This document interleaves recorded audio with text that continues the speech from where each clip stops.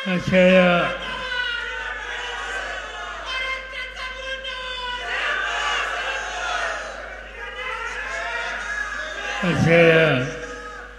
वेळाचे अनुभावे आणि आपल्या भागाचे खासदार भाऊसाहेब वास्तवले ज्यांचे विचार आपण या ठिकाणी ऐकले, नगर दक्षिणचे खासदार निलेश लंके, अखिल भारतीय किसान महासभेचे देशाचे अध्यक्ष काँग्रेस अध्यक्ष ढवळे, आमचे सरकारी दादाभाऊ कळमकर, सत्यजित दादा कांबळे, संदीप फळके, हा सवन सोहळा आयोजित करण्याच्यासाठी ज्यांनी पुढाकार घेतला ते अमित भांगरे, सुनीता ताई, व्यासपीठाचे सगळे मान्यवर आणि अनेक तास ह्या ठिकाणी बसणाऱ्या बंधू भगिनी, आजचा हा कार्यक्रम स्वर्गीय अशोकराव भांगरे यांच्या 61व्या जयंतीच्या निमित्तानं आहे.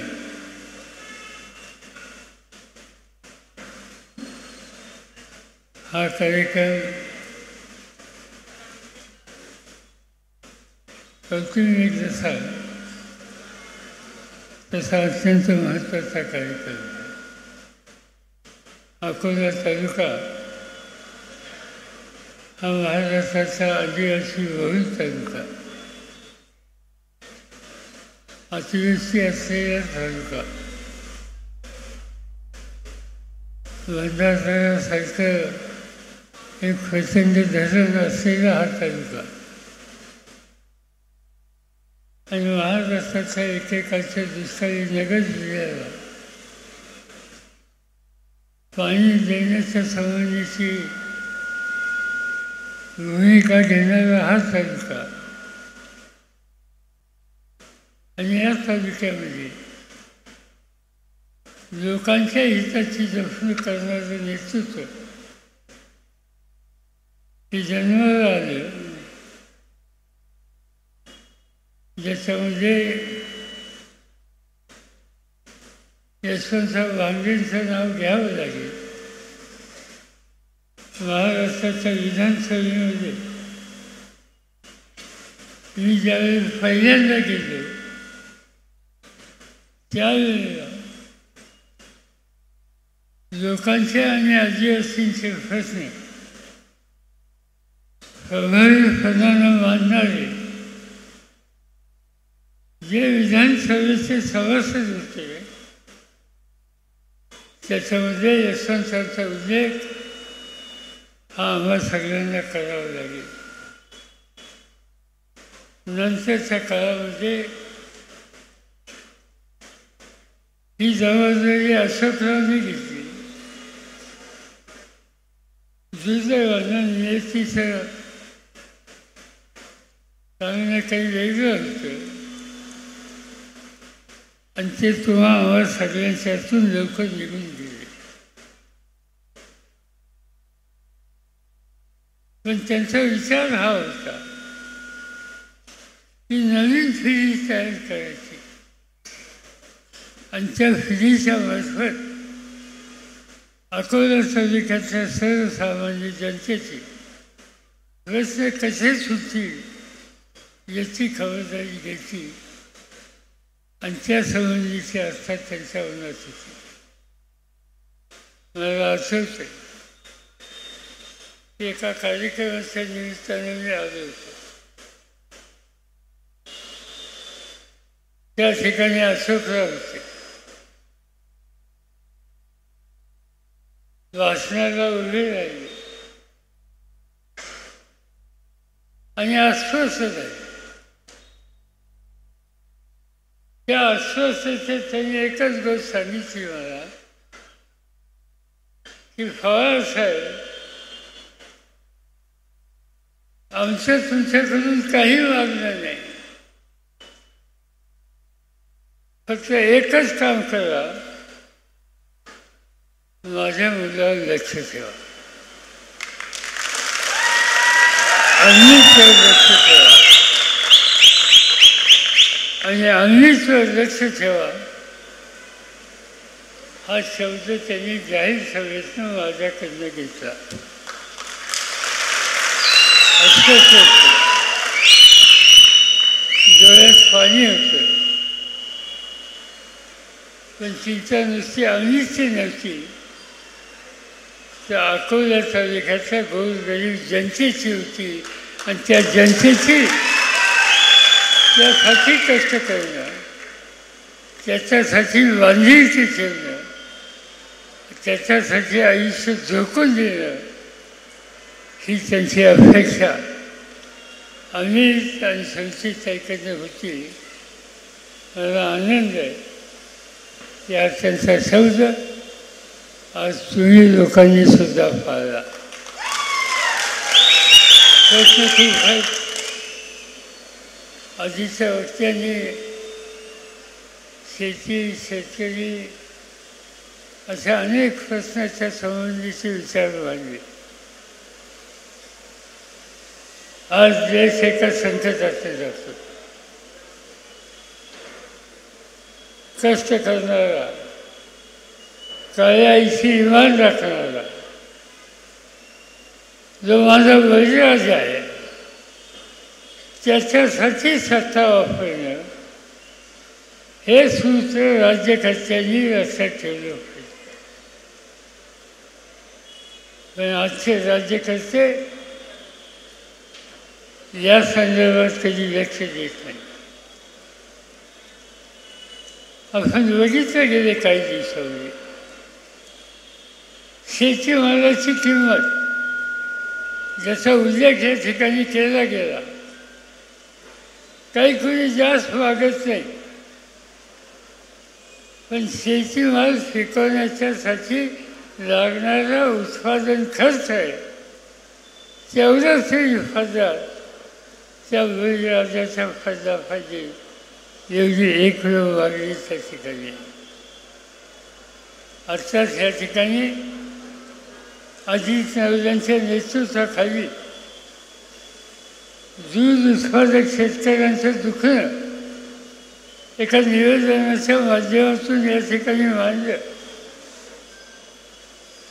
एक जोडधंदा, शेतीला जोडधंदा आणि म्हणून दुधाची किंमत ही रास्त मिळाली पाहिजे यासाठी संघर्ष करण्याची वेळ येते. आज त्याच्यात लक्ष देण्याची गरज आहे. कांदा हे पीक जिल्ह्यात शेतकऱ्याचं पीक महाराष्ट्राला, देशाला शेजारचा नाशिक जिल्हा असेल, अहमदनगर जिल्हा असेल, सातारा असेल, सांगली असेल, सोलापूर असेल, पुणे असेल, धुळे असेल, त्या भागातला शेतकरी कशाचा विचार न करता कांद्याचं पीक घेतो आणि त्या कांद्याला रास्त किंमत मिळाली पाहिजे एवढं एकच मागणं त्याच्याकडे. आणि घडतंय काय? घडतंय की त्या कांदा उत्पादकाला न्याय देण्याच्यासाठी आजच्या सरकारची तयारी नाही. मध्यंतरी देशाचे प्रधानमंत्री नाशिकला आले, त्यांची सभा होती. त्या दिवशी मी नाशिकला होतो आणि त्यांच्या सभेत एक कोणते शेतकरी तरुण होता आणि एवढंच सांगायला लागला की तुम्ही जगाच्या गोष्टी सांगताय, माझ्या कांद्याला तेवढी किंमत द्या. एवढी साधी मागणी त्या ठिकाणी केली. पोलिसांनी त्याला पकडलं आणि आत नेऊन टाकलं कुठेही.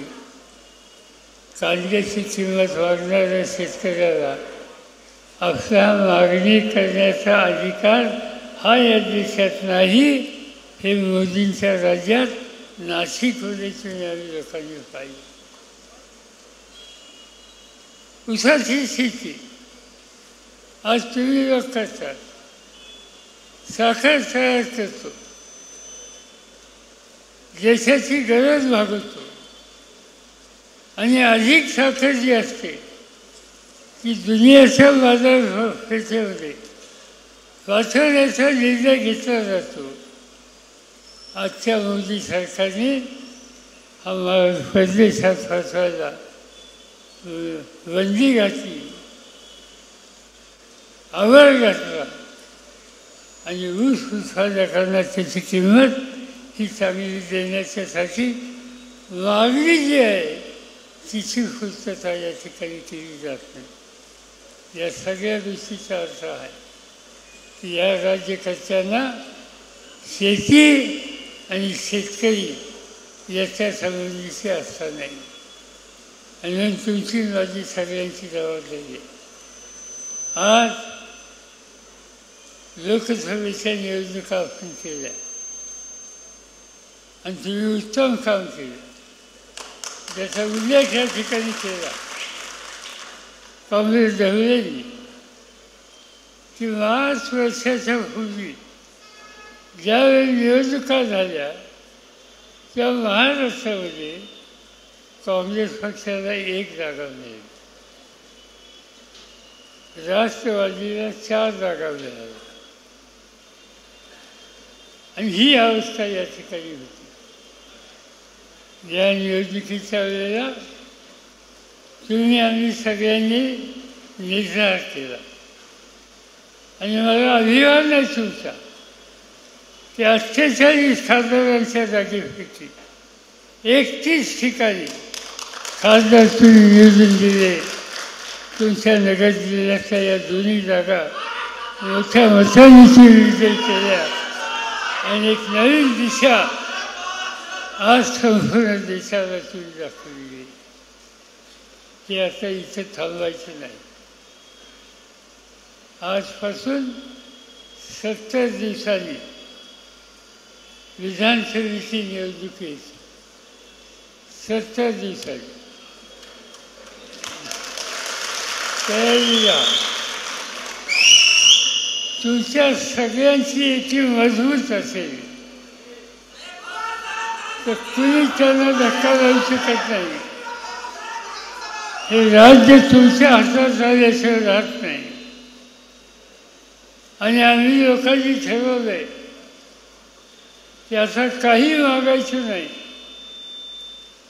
आता माझ्या सरकारला तुम्ही कितीदा निवडून दिलं, तुम्हाला माहिती आहे. मला आत्तापर्यंत लोकांनी 56 वेळेला निवडून दिलं. थोडं नाही, 56 वेळेला. आणि त्यामुळं आता काही मागायचं नाही. एकच मागायचं की महाराष्ट्रामध्ये सर्वसामान्य माणसाची सत्ता येईल आणि आज शेतकरी, कष्टकरी, तरुण माणूस, आया बहिणी या सगळ्यांच्या हिताची जपणूक करणार एक मजबूत अशा प्रकारचं सरकार आज या ठिकाणी आणायचं आहे. आणि ते करण्याच्यासाठी तुमच्या सगळ्यांची सामूहिक शक्ती ही या ठिकाणी हवी आहे. यापेक्षा दुसरं काही मागायचं नाही. आणि आम्ही ठरवलं आहे माणसं साधी द्यायची. आता बघा निवडणुकीला निवडणुकीला उभे राहिले, त्यांचे विरुद्ध एक मोठे नेते होते. त्या मोठ्या नेत्यांनी जाहीर केलं की हा ग्रस्त पार्लमेंटमध्ये जाणार, त्याला इंग्रजी येत नाही, हा तिथे जाऊन काय करणार. पार्लमेंटमध्ये इंग्रजी यावं लागतं असं नाही. पार्लमेंटमध्ये हिंदीत बोलता येतं, मराठीत बोलता येतं, तुमच्या मातृभाषेत बोलता येतं. हे गेले फार जमीसाठी. मलाही काळजी होती. म्हणजे आमच्या घरी फादर जास्त काय बोलतं माहीत नाही. सफर यायला उभं राहिला, धाड धाड धाड धाड इंग्रजी गाडी जी सुटली ती गाडी वगैरे आहे. सगळं फादरच बघायला लागलं, कोण हे कधी आला, थांबायला तयार नाही. आणि भाषण काय केलं? भाषण हेच केलं की माझ्या शेतकऱ्याच्या हिताची जपणूक इथं होत नसेल की इथलं मी काम चालूनच देणार नाही. तिथं मांडणी केली की कष्टकऱ्याची शेतकऱ्याची मांडणी त्या ठिकाणी केली. आणि असं एक नाही, आज असे 31 खासदार त्या ठिकाणी जाऊन बसले. मी त्या सगळ्यांच्या वतीनं तुम्हाला खात्री देतो की 31 खासदार महाराष्ट्राच्या कष्टकऱ्यांची भूमिका बांधण्याच्यासाठी प्रयत्नांची पराकाष्ठा त्या ठिकाणी करतील. आणि एक प्रकारचं देशामध्ये राजकारण बदलण्याची आज जी आवश्यकता आहे त्याच्यामध्ये यश संपादन करतील. ज्याचा सार्थ अभिमान किंवा सगळ्यांना होते एवढंच या ठिकाणी मी सांगू इच्छितो. मला आणखीन 2 ठिकाणी जायचं आहे.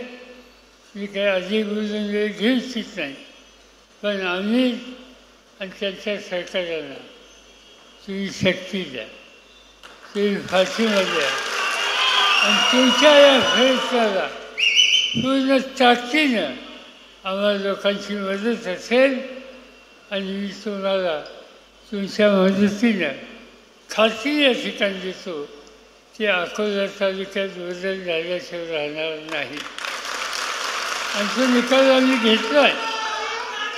5 वर्षाच्या पूर्वी एका डॉक्टरला आम्ही निवडून दिलं. 20 तुम्हाला सांगितलं निवडायला. मला असं वाटतं साधा माणूस आहे, शब्दाला किंमत दिली, लोकांना पाठिंबा दिली, लोकांची साथ सोडणार नाही. इथं भाषण केलं, काही झालं तर पवारसाहेबांची साथ सोडणार नाही. मुंबईत गेला, वस्तीत जाऊन बसला. आता कुठं बसायचं हे ज्याला कळत नाही त्याला योग्य ठिकाणी बसवायचं हे उद्याच्या विधानसभेमध्ये ठिकाणी करायचं. आणि हे काम तुम्ही करा. आणि या तरुणाच्या फाशीची शक्ती या अकोला तालुक्याच्या जनतेच्या तुमच्या तरुणांच्या ताकदीवर महाराष्ट्राचं राजकारण या तरुणांच्या सामूहिक शक्तीतून आम्ही बदलल्याचं राहणार नाही. हाच विश्वास आज या ठिकाणी देतो आणि माझे 2 शब्द संपवतो. जय हिंद.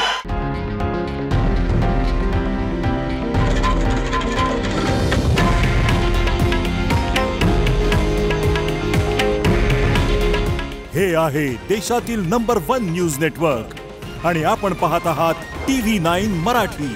काळजी तुमची, हित महाराष्ट्राचं.